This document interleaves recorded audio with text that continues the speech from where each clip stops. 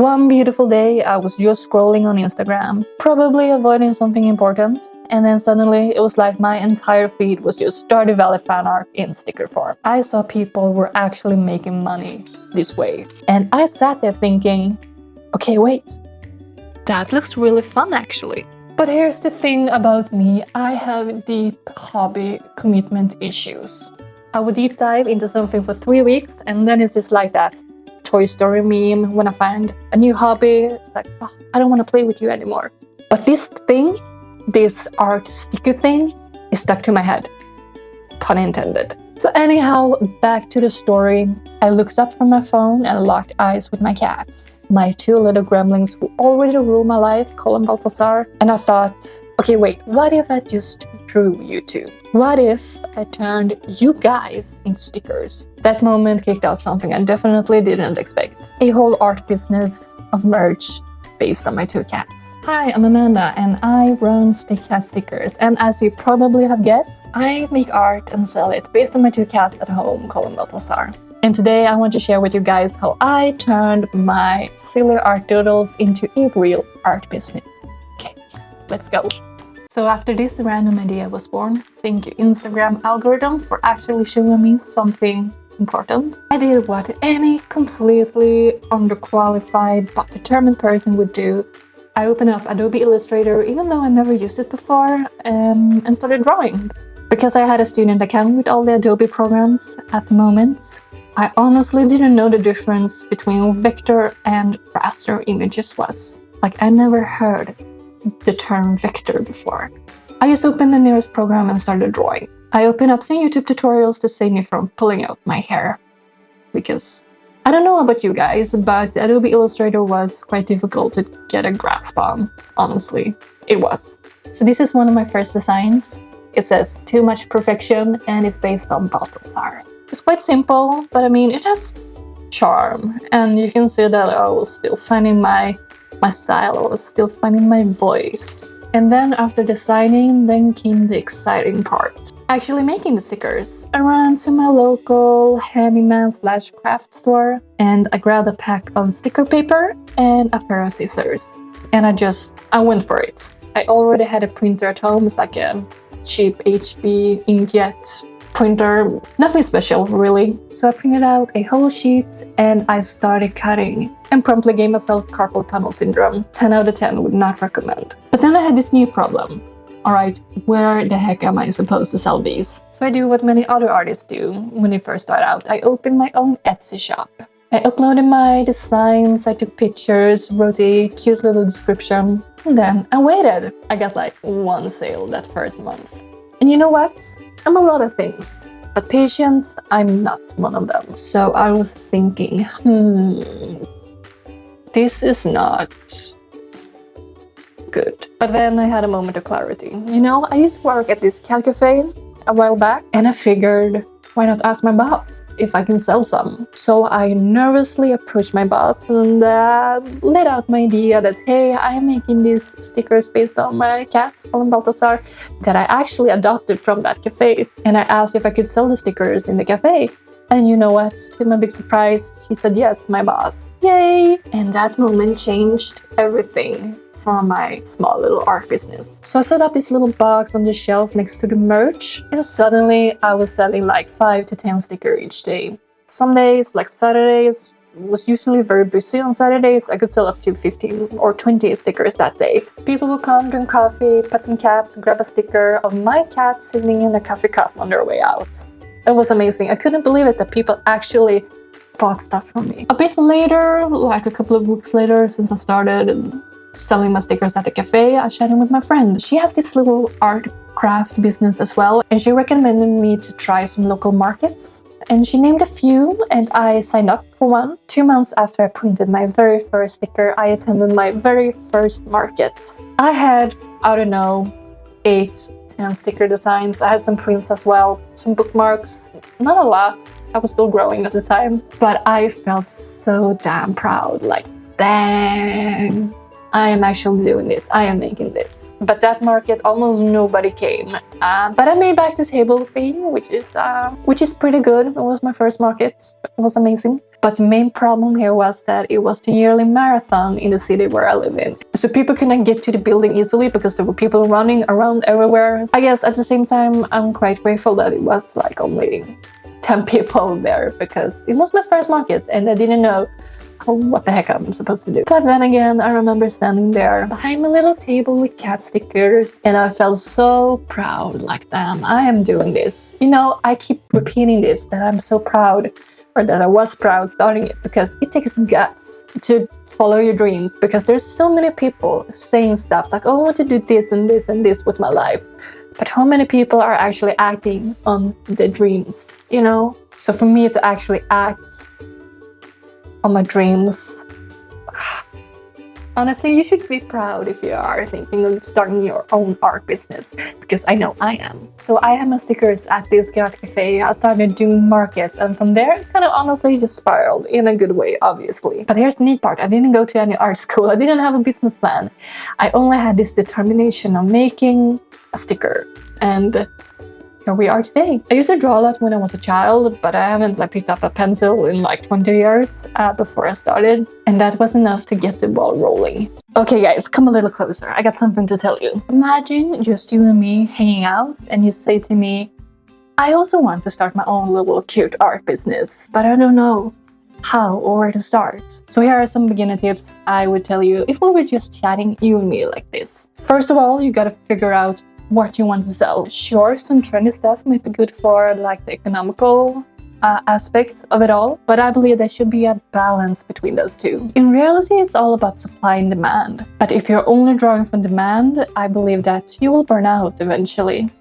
And if you're only drawing something that excites you, your business will burn out.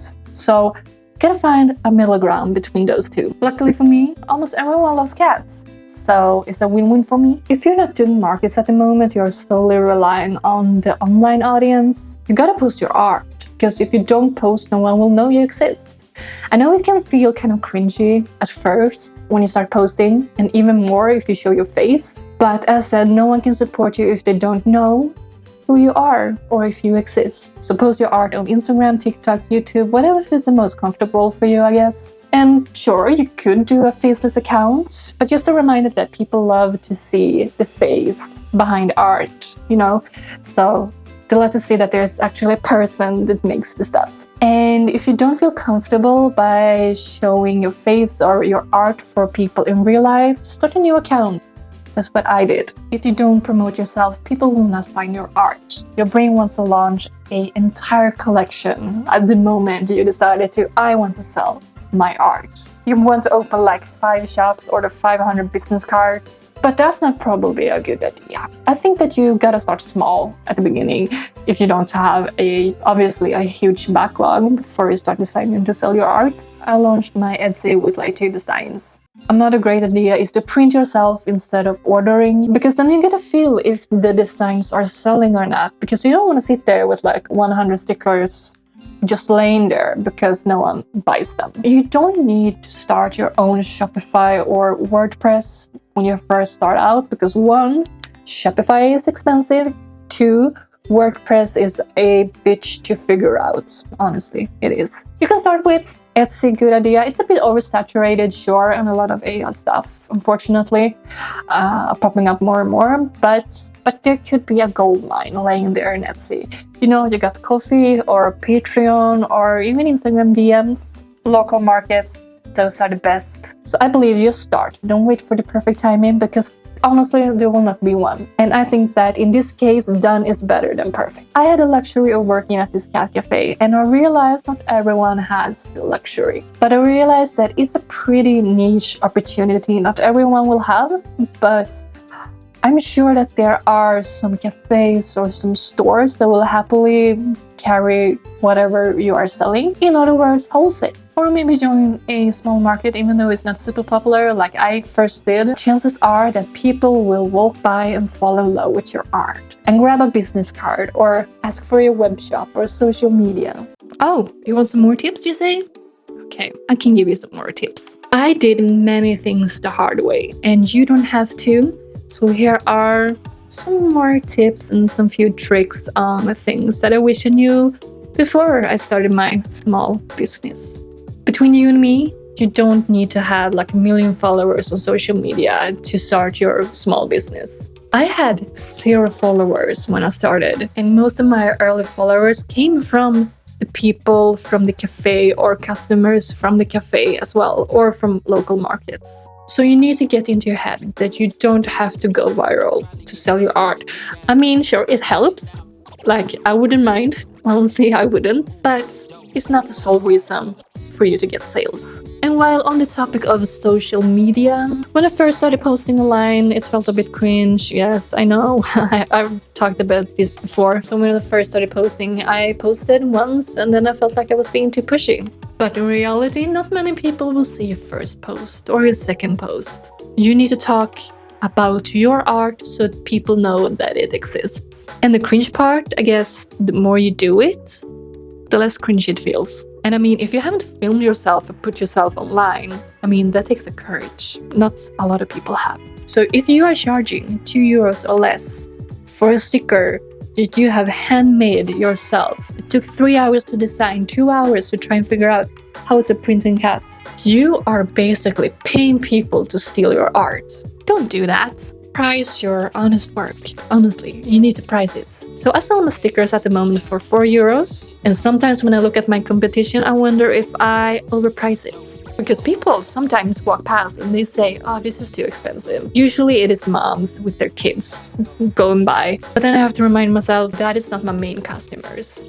I don't want them to buy if they are going to act like that, honestly. But yeah, anyhow, no, I don't overprice it. I don't. I have to tell myself that. It's them who are underpricing. And people are still buying my stickers for €4. I mean, if people want something, they will buy it. They will figure it out, honestly. If they have the money, obviously. And also, people want to hear a story behind your art. They will want to do that because storytelling, it sells. It does, honestly. It does. It sells. So storytelling is a selling point. And that's why my art is based on my cats. So I usually have my standard chit-chat when people stop by my table. I point to the sticker and I say, this is my cat Cole, he loves to cuddle. And then I point at a sticker based on Balthazar and I say, this is Balthazar, he hates people and wants to destroy humanity. And people love that. They kind of connect with it and they think it's funny. I want people to look at my art and see a story. And if you're selling online, invest in good packaging. I don't mean that you need to get customizable boxes with your logo on it. At first, I used these white envelopes to ship my stickers, and then I read up and did some research that envelopes are not the best to use when shipping stickers or other fine art products because it might get ruined in the shipping process. So I invested in these pink bubble mailers instead. I slapped my logo as a sticker on it, and I made some cute thank you cards to make it a bit more personalized. So it doesn't have to be expensive, you just gotta make sure that you do have some kind of brand, your logo on it or whatever. And also, if you add a little business card with your social media and a little promo code, people might come back or check out your social media or share. That's a hot tip. And I also want to tell you that it's okay to pivot. It really is. Your product line might shift. You might decide that you hate making stickers and that you rather do like polymer clay charms or whatnot. And that's fine. Honestly, that's totally fine. It's your business. You can do whatever you want with it. Let it grow with you. And I said I first started drawing in Adobe Illustrator, and my current stickers do not look anything like it used to, because skills are pivoting, skills are growing, and you honestly get better over time by drawing. So some markets, they will flop. Sometimes you might not even make back the table fee, and sometimes you might not sell anything. I still have yet to have a market where I don't sell anything, but I have had markets where I haven't made back the table fee. But every single market is useful. It is. Exposure to 10 people is more than exposure to 0 people. It is basic math. And also, markets where it's not a lot of stuff happening is good for your confidence, and it's good for practicing how to set up your table as well. So There's no such thing as a bad market. I mean, if you can give out your business card to one person, that's a win, that's a success in my book. So this one might sound obvious until it isn't, and you haven't done anything, and it's tax season. So I've always been good with writing up my expenses and my income, but now I haven't written up a single thing in like over 5 months. Maybe I should go and do that after I am done recording. Yeah, I should. Anyhow, but what I mean is that do keep a simple spreadsheet and your receipts on your income and your expenses. I personally use Notion to keep track. It's super simple. I just have each month with everything that I made that month, and all the expenses and whatnot. You don't need to be a math genius. Just know that 10 people is more than 0 people. And also you don't need to hire someone to do this at the beginning at least. Just keep the receipts in case the government comes knocking at your door.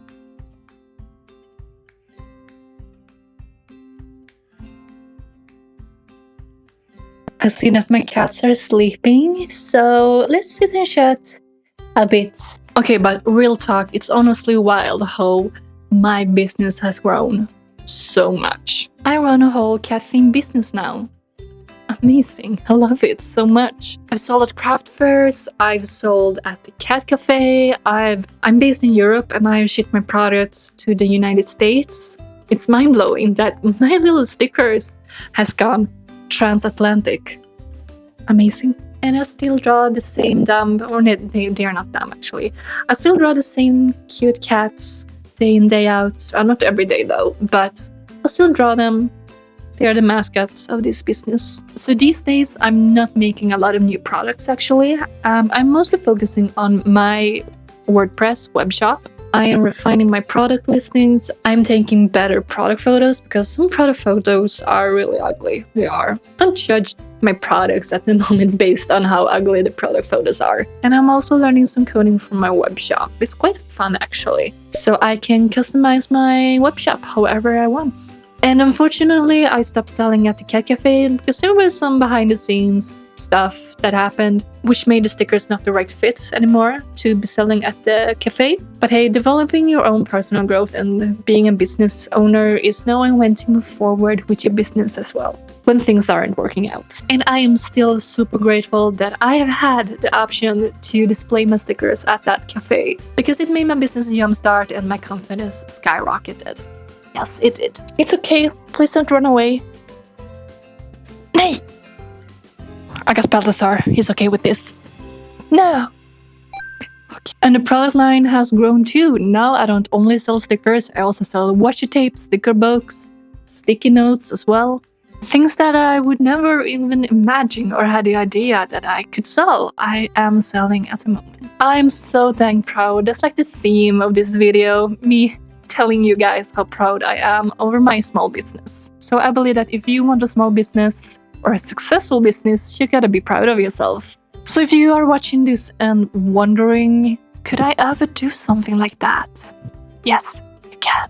I want to say yes, but also it will be looking very different. It won't look exactly like my business. And that's actually the point. I said in my previous video that you gotta find your voice, and this applies to this too. Your version of your own small business might be very different from mine, obviously, because success, it's you yourself define what your success is. Or we might have completely different stuff we are selling. You might draw frogs or mushrooms or make polymer clay charms or whatever. Maybe you will thrive online, maybe you have a lot of success with your web shop, or you might be more into markets like I do. But if there's a part of you that lights up when you are visualizing your small business thriving and expanding in the future, you gotta feed it. Chase your dreams, man.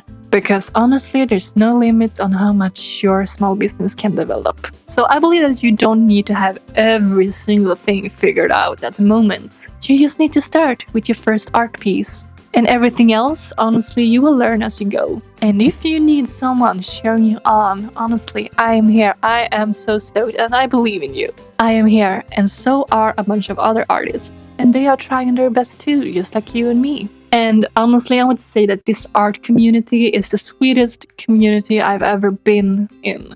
Everyone is so supportive of each other. It's disgustingly sweet. I love it. So what I am focusing on right now besides my webshop is doing artist alleys at conventions. I didn't expect to love artist alleys as much as I do, but they have become my favorite kind of markets. So honestly, I earn like a monthly salary vending 2 to 3 days at an artist alley, like a big one obviously. And in addition, I meet so many cool and nice and awesome people, artists, fans of cats, new co-workers in a sense as well, people who understand the small art business life. I actually made some really good friends through Artist Alley, kind of found my people vibe. So if this video helped you to give a little bit of a spark for you to start growing your small art business, so let me know down in the comments what kind of dream business you are building. I love to share it on, and also don't forget to like and subscribe, and I see you in my next video. Alright, until then, have a good one.